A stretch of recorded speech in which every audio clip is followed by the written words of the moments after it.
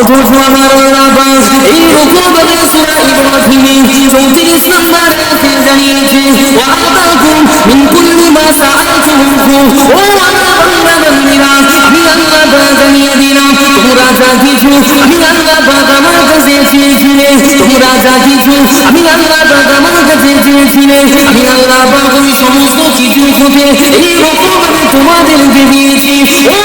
আমার বান্দারা ওয়াইন তা'উদ্দু নি'মাতাল্লাহ তোমরা যদি আমার নিয়ামত সমূহগুলোকে এইরকমভাবে গণনা করার চেষ্টা করো এইরকমভাবে যদি তোমরা গুনতে চাও আমি আল্লাহ পাক জানিয়ে দিলাম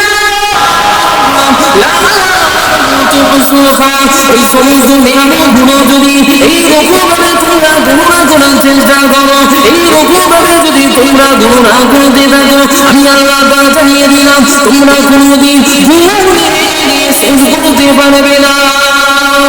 ও সোনার মালিকেরা, ও নওজোয়ান যুবকেরা, গোটা পৃথিবীতে যত ক্যালকুলেটর আছে, এই গোটা পৃথিবীতে যত কম্পিউটার আছে, এই গোটা পৃথিবীতে যত গাড়ি আছে, এই গোটা পৃথিবীতে যত খাতা আছে, এইরকম ভাবে সমস্ত কিছু একত্রিত করে যদি তুমি আল্লাহ পাকের নিয়ামত গণনা করতে যাও, আল্লাহ পাকের নিয়ামত যদি নির্ণয় করতে যাও, আমার আল্লাহ পাক জানিয়ে দিলেন